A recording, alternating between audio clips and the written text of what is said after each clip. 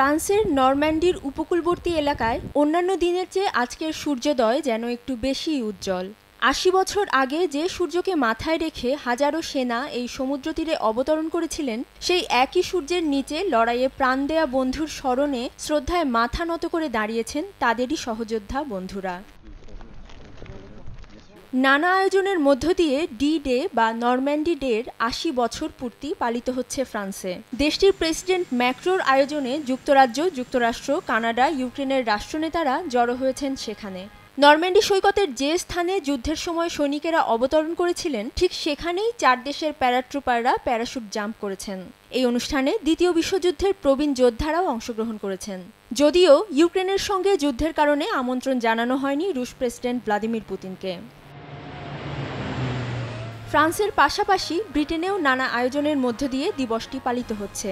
ইংল্যান্ডের পোর্টসমাউথে রাজা তৃতীয় চার্লস এই যোদ্ধাদের স্মরণে শ্রদ্ধা জানিয়েছেন। প্রিন্স উইলিয়ামস এবং দেশটির প্রধানমন্ত্রী ঋষি সুনাকও শ্রদ্ধা জানান। যে স্বাধীনতা অর্জনের জন্য সেদিন যোদ্ধারা প্রাণ দিয়েছিলেন, সেই স্বাধীনতাকে বুকে ধারণ করে সামনে এগোনোর কথা বলেন ব্রিটেনের রাজা। তিনি অনুষ্ঠানে আসা যোদ্ধাদের সঙ্গেও মিলিত হন। এ সময় দুটি ডাকোটা এয়ারক্রাফটের ফ্লাই পাস্ট প্রদর্শন করা হয়।